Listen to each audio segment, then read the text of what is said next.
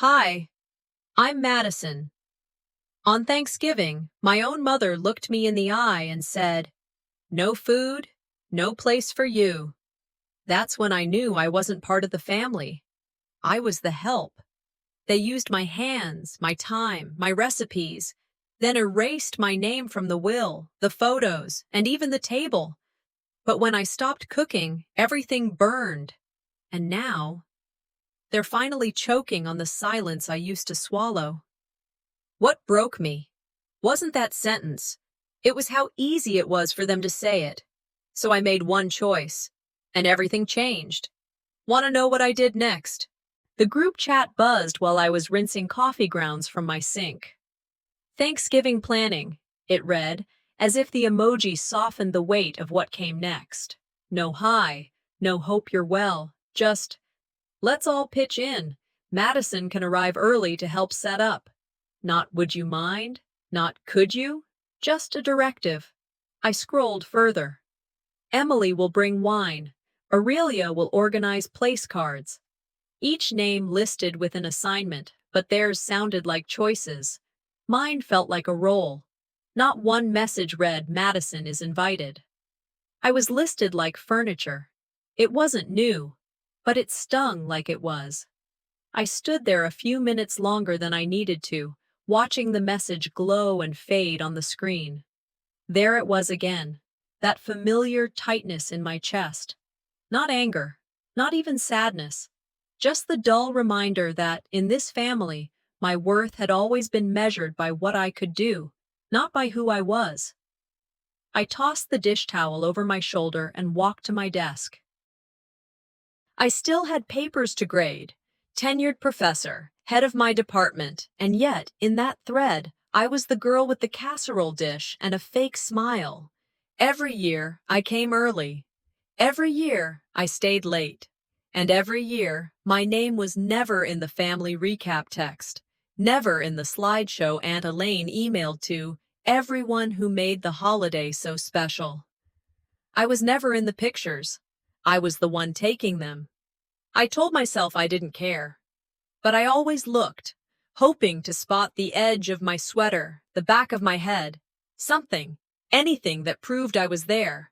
Maybe this year I'd skip the group photo, see if anyone noticed. Later that evening, I opened the official invitation Mom had sent via email. It was a Canva template, garish but well-intended. Guests, Emily family, Aurelia Tom, Marcy, Grandma Pearl. Underneath, in smaller font, Setup Support, Madison W. I hovered over the Reply All button, typed, "Would appreciate being listed as a guest," then deleted it. Typed again. "I won't be able to help this year. Hope that's okay." Deleted it too. My thumb trembled over the screen. I put the phone face down. Didn't pick it back up until morning. Emily called the next afternoon. I didn't want to answer, but I did. "Hey," she said in that practiced way of hers. "So you're still good to do the desserts?" There was no pause, no ask, just assumption. I swallowed. "Sure," I said. "By the way, I wasn't listed on the invite as a guest. Just noticed that." She laughed. "Oh, come on. You know how Mom is. She didn't mean anything by it. You're family. Don't be so sensitive." Right. Sensitive. The American code word for don't speak up. I forced a chuckle. She moved on quickly to talk about Marcy's school play. I nodded through most of it, even though she couldn't see. After the call ended, I sat still for a while. If I'm family, why do I feel like the staff? That night, I found myself lost in memory. Carrying chairs to the backyard while everyone else balanced drinks, scrubbing casserole dishes while Emily posted selfies, holding the camera while someone shouted, "Say cheese!" And always, always standing just outside the frame. Once at church, I overheard Mom telling someone, "Madison's great, such a help during the holidays." A help. Not a daughter. A help. I pulled out the list pad from the kitchen drawer, wrote out pumpkin pecan pie, cranberry chutney. Set table. Stay out of the way. The last one, I added with a smirk. Then I reached for the stack of cloth napkins I used every year. Faded green, folded into oak leaf shapes. Grandma had taught me that fold the Thanksgiving I turned 12. I started folding, hands working faster than my thoughts. One after another, tucked and pressed. Halfway through the stack, I stopped. I pulled out one napkin, mine, and set it aside, unfolded. No one had ever asked me if I liked Thanksgiving. They just assumed I'd show up, smile, and serve. This year, I wasn't sure I had it in me to keep pretending it didn't hurt. The grocery store was colder than usual, or maybe I just felt it more this time. I stood in the baking aisle, scanning the shelf for ground cloves, when a voice broke through the low hum of carts and freezer fans. "Still the one running the whole dinner, Madison?" I turned. Rebecca, former colleague, semi-retired now, still sharp as a tack. She smiled warmly, genuinely. I gave a half laugh. Just keeping traditions alive. But inside, something shrank. She walked off with her cart, waving once over her shoulder. I stared at the spices for another 30 seconds before grabbing what I needed. On the way to checkout, I added canned pumpkin, pecans, heavy cream, enough to cover the signature pie, and then some. By the time I popped my trunk, my arms ached. Grocery bags lined the back of the car like soldiers, all waiting to report for duty. I stood there for a moment before closing it, watching a mother and daughter a few cars over laughing as they loaded up together. Tradition, huh? Is that what you call unpaid labor dressed up in a tablecloth and cranberry glaze? The drive home was short, quiet. The kind where every stoplight feels longer than usual. I knew I had things to prep, dough to chill, crusts to blind bake.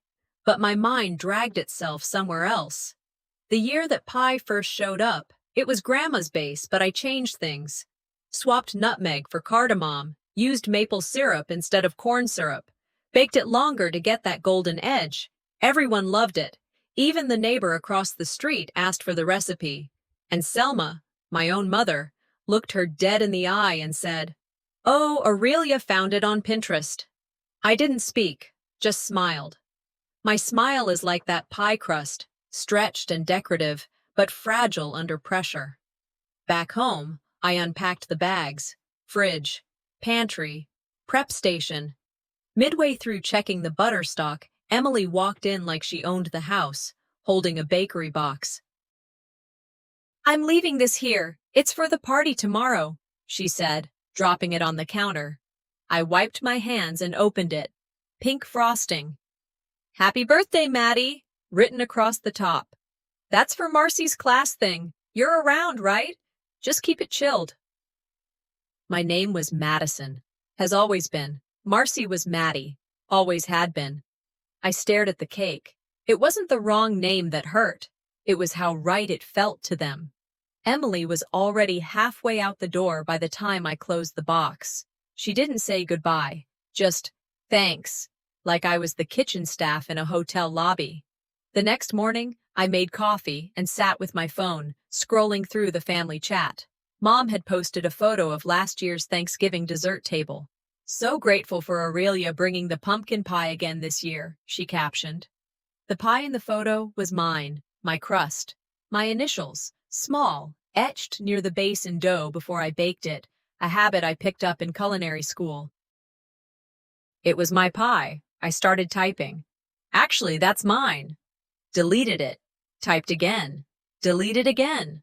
If silence is a language, I'd become fluent. Bilingual in disappointment. That night, we had the pre-Thanksgiving dinner, a warm-up, as Selma called it. Small plates, wine, and showboating. Aurelia showed up with a pie. My pie. Same filling, same cut pattern on the crust. Maybe she'd practiced. Maybe Mom coached her. People clapped, not loudly, but enough. Selma gave her that proud look, the one I used to chase when I was younger and stupid.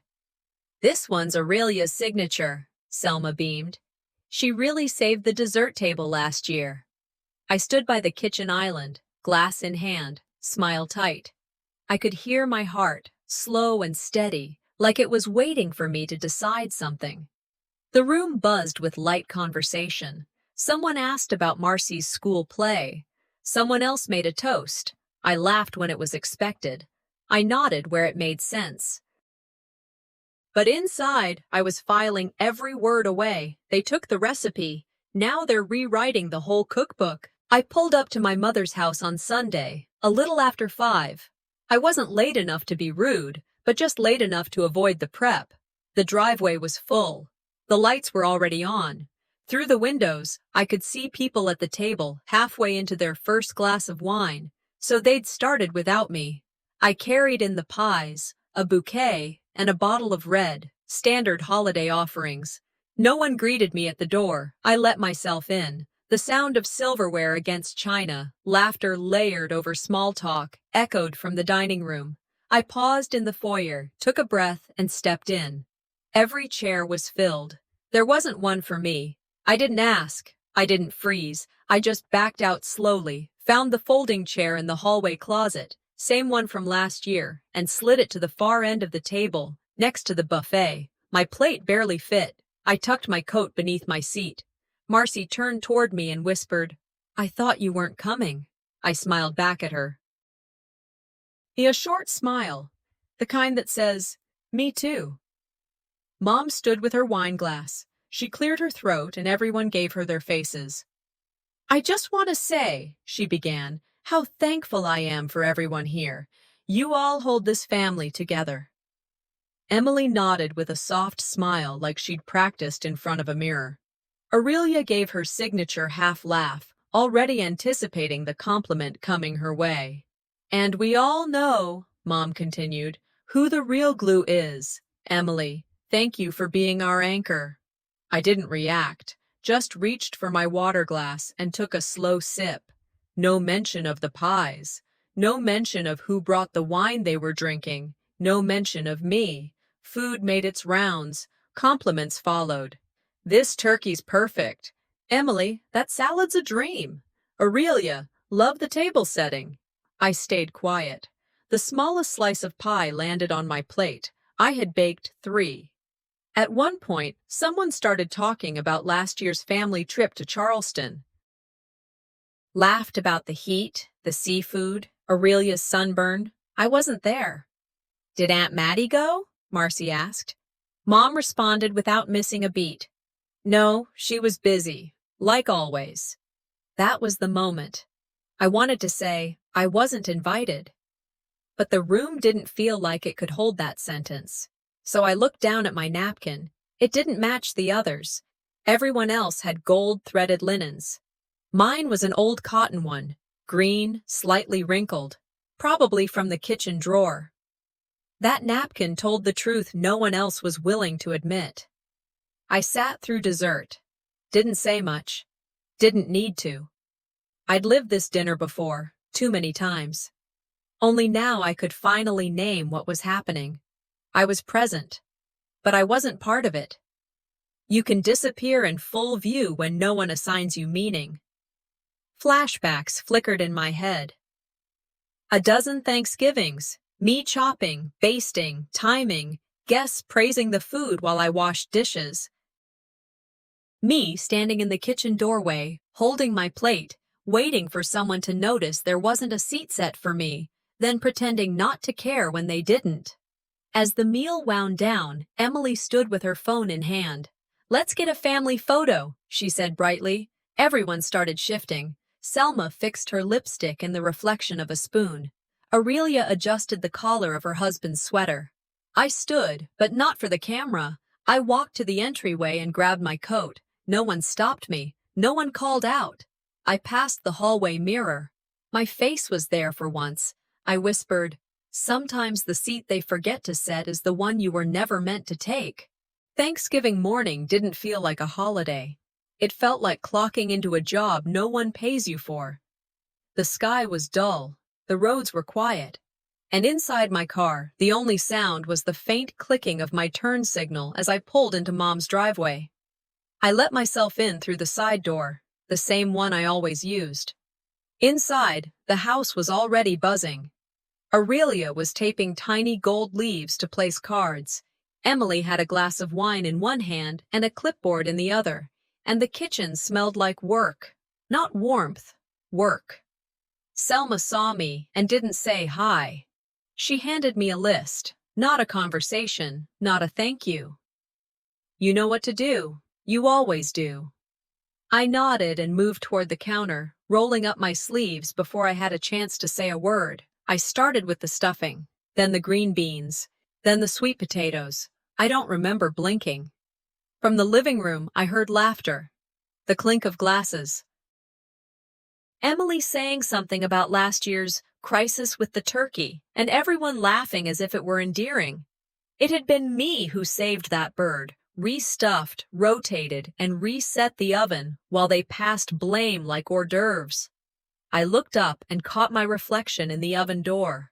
I looked tired, not physically, just emptied out. If I vanished, would they notice? I was halfway through the gravy when Selma came in, dipped a spoon into the pot without asking, and said, "Too thin. You should use Aurelia's technique. She adds cornstarch." Then she walked out. It was a small thing, but it always is.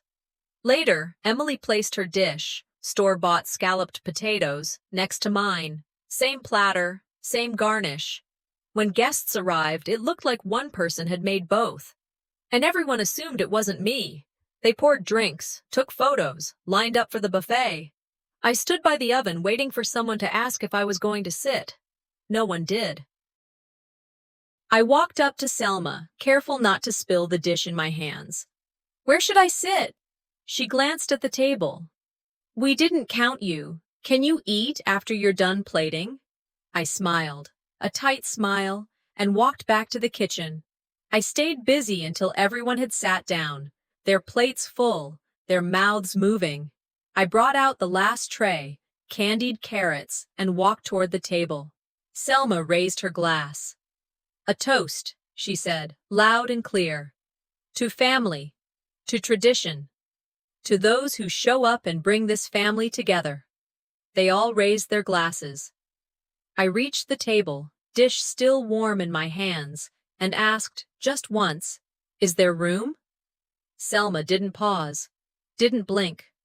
"No food, no place for you," she said, grinning. A few people laughed. Emily chuckled behind her napkin. Even Aurelia smiled. I stood there, tray in hand, face neutral. But something inside me cracked and folded in on itself. I set the tray down, quietly, carefully. I walked out of the dining room. No one followed. In the hallway, I paused. I could still hear them laughing, plates clinking, glasses refilling. Then Selma's voice again, light and breezy. "Now, where were we?" As if I hadn't been there at all. Marcy's voice floated in next. She was whispering to another cousin. "Grandma says I'll be just like Aunt Emily someday." That line landed harder than the one before it. I stopped at the sink, ran the water over my hands, though they weren't dirty, not one word about me. I cleaned up the serving utensils, wiped down the counter. The dinner was still going, and I was somewhere in the shadows of it. I grabbed my coat from the hook. As I passed the foyer, I saw the photos lining the wall. Framed, polished, years and years of family smiling for a camera I was usually behind. I wasn't in a single one. I paused at the door, my hand on the knob. That wasn't a joke. That was a verdict. I told Selma I'd come by the next morning to help clean up, though we both knew the mess I was walking into had nothing to do with dishes. The house was quiet when I stepped in. Too quiet for a place that had hosted 20 people just the night before. The smell of turkey and cinnamon still hung in the air, but it didn't feel like home. Not that it ever did. Not for me. I walked past the foyer and into the back room. That's where I saw it. The cabinet, the oak one with the glass doors and carved handles, the one my grandmother used to polish by hand. It was halfway loaded into Aurelia's SUV, the back seats folded down. She wasn't even trying to hide it. Selma came up behind me, calm as ever. "It looks better at her place," she said, like we were discussing curtains. "She entertains more."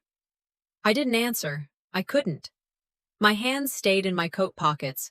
That cabinet wasn't just furniture. It was promised.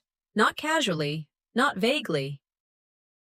My grandmother had taken my hand when I was 20, sat me down and said, "One day, that cabinet will be yours. It belongs with someone who understands what memory is." I guess I didn't qualify anymore. She promised me memory. They turned it into decor. I kept moving, still quiet. Selma had wandered off, probably back to her tea or to finish directing Aurelia's moving efforts. I walked into the hallway closet looking for extra dish covers, and that's when I saw it. An old box, shoved behind a stack of winter linens. The lid was dusty. My name, my childhood nickname, was etched into the wood.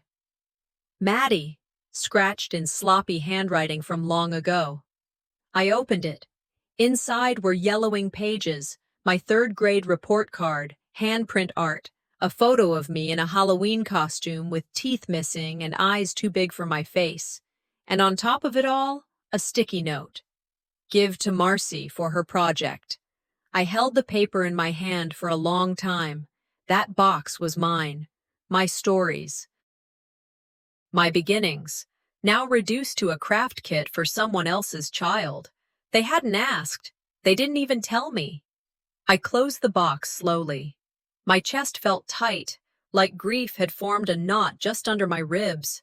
I didn't cry. Not yet. Later that evening, back home, I made tea and scrolled through the usual noise. That's when the mistake happened. A forwarded message from my niece. Accidental, clearly. It was a screenshot from a separate family thread, one I wasn't part of.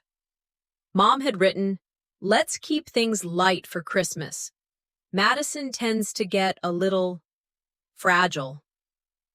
I laughed, but it came out hollow, sharp. It bounced off the walls like metal on tile. I typed, "Glad to be the ghost in your Christmas story." Then deleted it. Again. The phone stayed face down after that. I reached for my journal. Tried to write. Couldn't. I flipped to an old page, one I'd written years ago in the back corner of a quiet coffee shop after another family dinner, just like this one. "They won't love the quiet version of you, but they'll never allow the loud one either."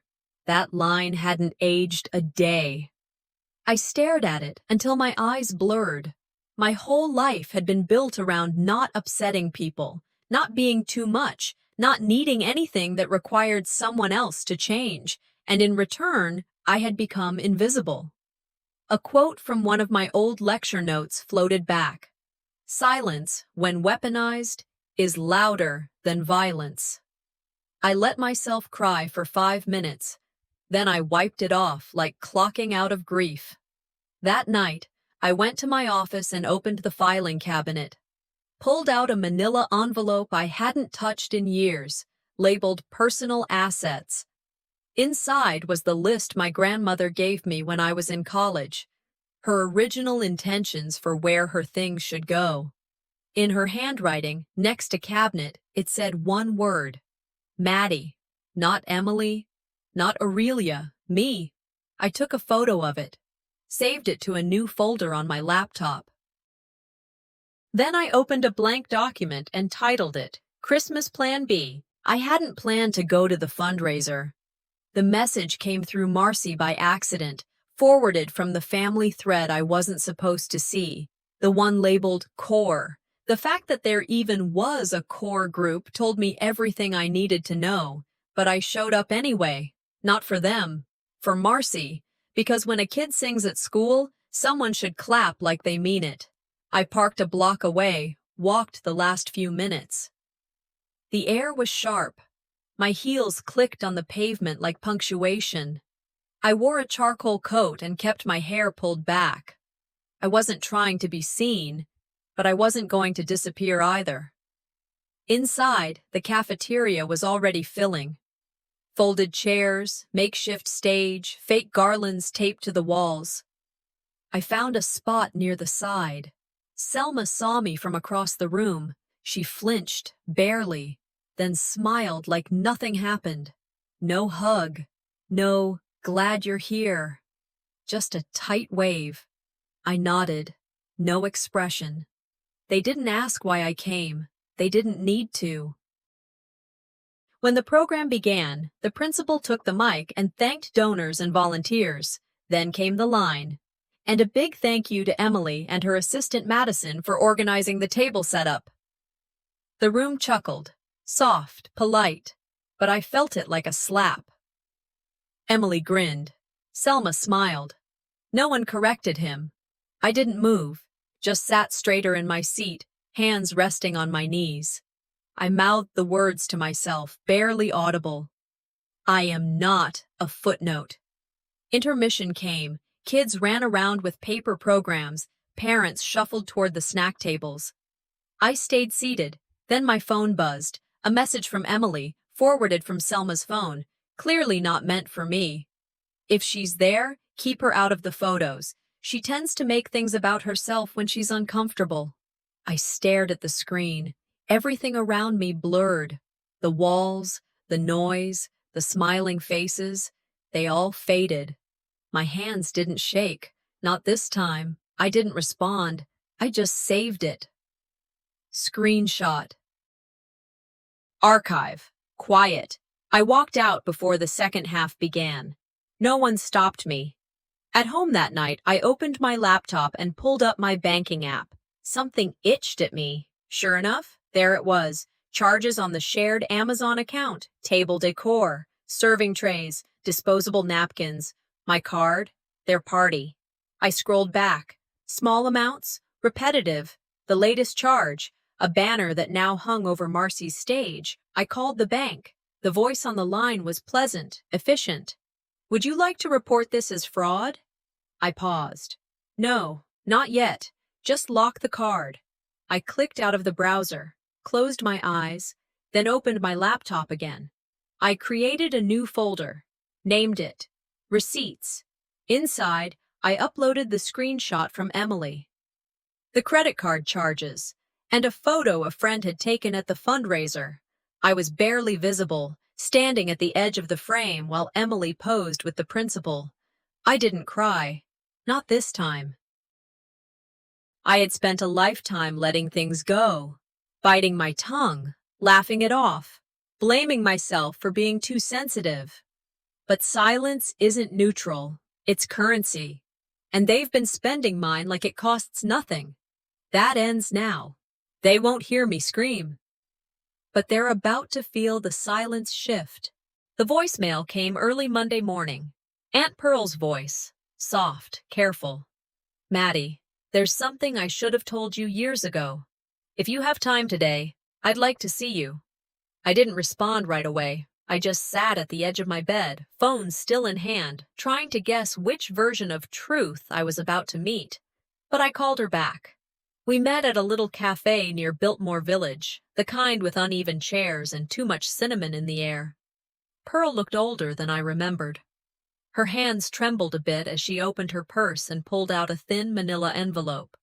Tucked inside it was a folded letter, the paper worn down at the creases like it had been opened and closed too many times. She wrote this for you, Pearl said. Your mother kept it. I found it in a drawer after the funeral. I didn't know what to do with it. Selma said you wouldn't care about legal stuff. I didn't touch the letter at first. Pearl's eyes watered. I should have said something. But your mother, she made it sound like it would upset you more. I finally opened it. Grandma's handwriting, shaky but familiar, slanted just the way I remembered. Maddie, you've always been the one who stays late, who keeps the light on. That cabinet and everything in it is yours. Don't let them forget who you are. Love, Grandma. Nov 10th. 2 weeks before she passed. I sat there reading it, over and over.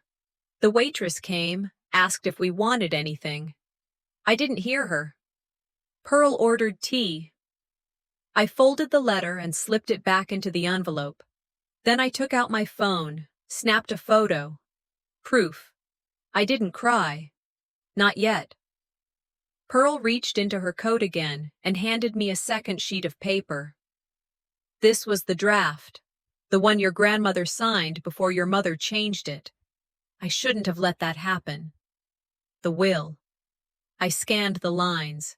Right there, under household keepsakes and dining room cabinet. Beneficiary, Madison Wexley. Pearl explained. Quietly. Selma had it amended weeks before the reading. Madison's name replaced with, to my eldest daughter. I didn't ask for more. The truth had already said enough. I folded the paper once, then again, slipped it into my bag. I wasn't erased by accident. I was removed with intention. That weekend, I drove to the cemetery. It was gray, damp, but not raining. The kind of cold that didn't hit you all at once, just crept in like an overdue reckoning. As I pulled in, I saw them.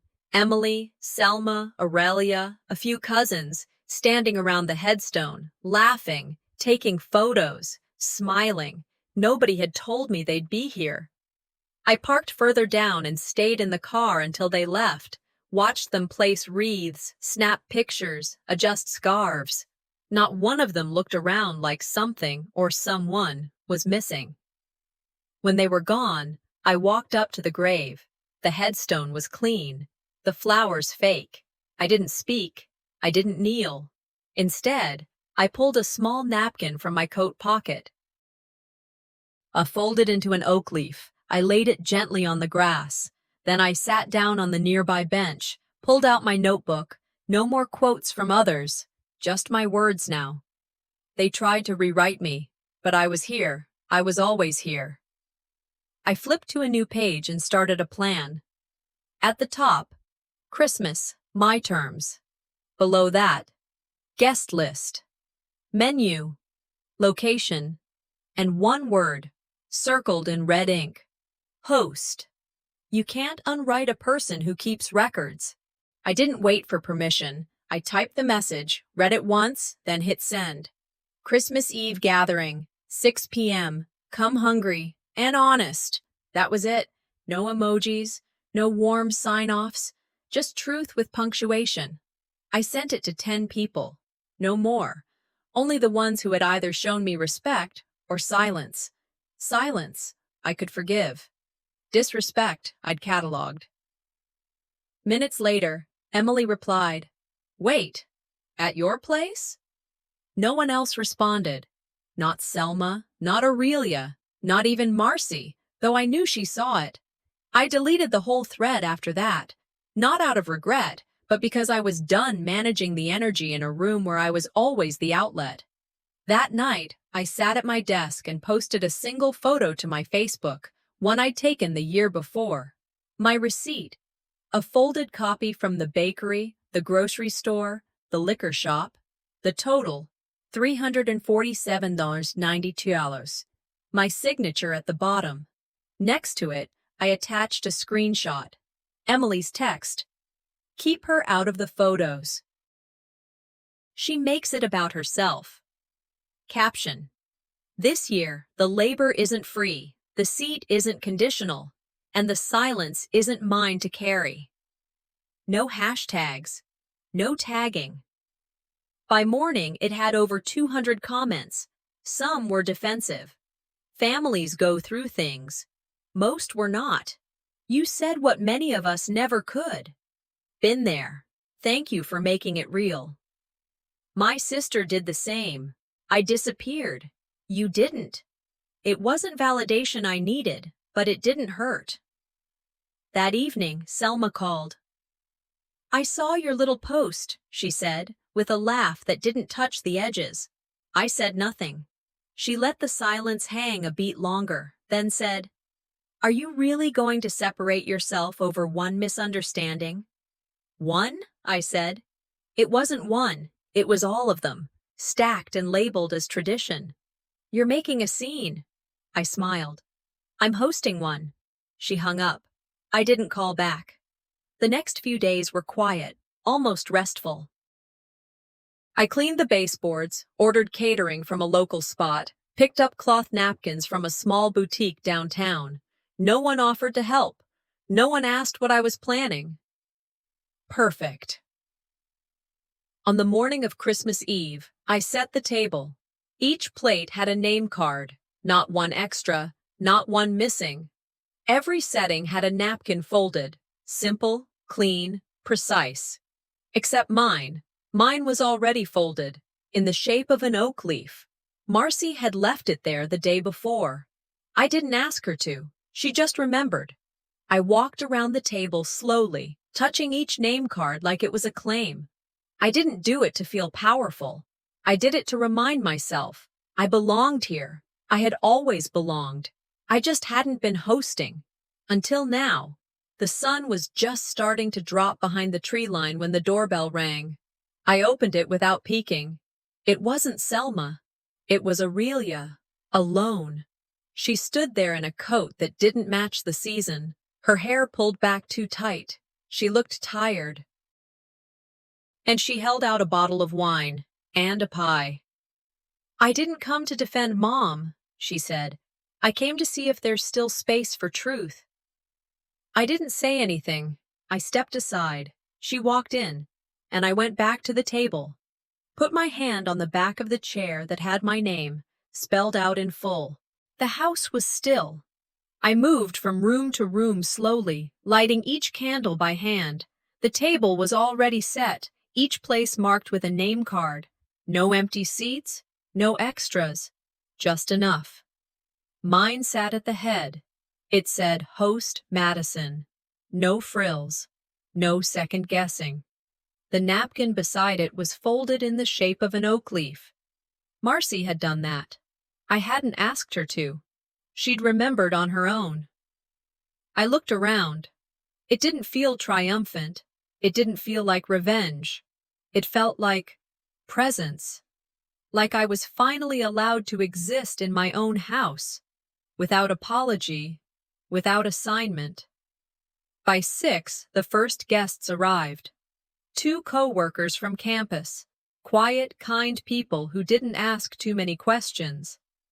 Then Marcy came in, cheeks flushed from the cold, arms full of cookies and cinnamon sticks. She hugged me without asking. Later, Aurelia showed up, alone, no makeup, no defense. Emily didn't come. Selma didn't either. Selma did send a text, though. Hope you have a nice holiday. I didn't respond. I didn't need to. The room filled slowly. There was no spotlight, no clinking glasses, just people talking like people do when there's no script to perform. For once, I wasn't managing anyone's mood.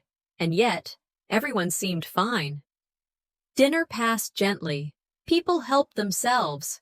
Conversations dipped into laughter, then silence, then back again. No one mentioned past Thanksgivings. No one asked who cooked what. After the table had thinned out, I stood in the kitchen, scrubbing dishes under warm water. I glanced up and caught my reflection in the window. Same face, different woman. I smiled, not because I was happy, but because I was finally full. Of myself, of what I'd chosen, not what I'd been given. I dried my hands, grabbed my phone, opened the drafts folder. There they were. Every unsent message, every typed and deleted reply I once thought might fix something. I selected them all. Deleted. Midnight crept up on me. The house had quieted. A few guests still lingered in the living room with soft music playing. One chair at the table remained untouched. I had set it intentionally. No name card, no expectations, just in case. But no one claimed it. I walked over, folded the napkin, and set it on the plate like a final word. If you ever show up, it won't be on your terms. It'll be on mine. Morning came slow. I brewed tea and sat in the same spot at the table, wrapped in a blanket, alone, but not lonely. I opened my journal, wrote a single line. This is not the end of family. It's the beginning of boundaries. My phone rang. I answered without checking the screen. It was my publisher. "We're moving forward with your essay," she said. "It resonated because it didn't beg. It stood." I didn't cry, but I did breathe deeper than I had in years. Later, as I cleared the table, I found an extra napkin, folded. Oak leaf. Marcy must have made two. I placed it in the drawer marked "Next Year." Healing isn't everyone clapping for you. Sometimes it's knowing when not to clap for them.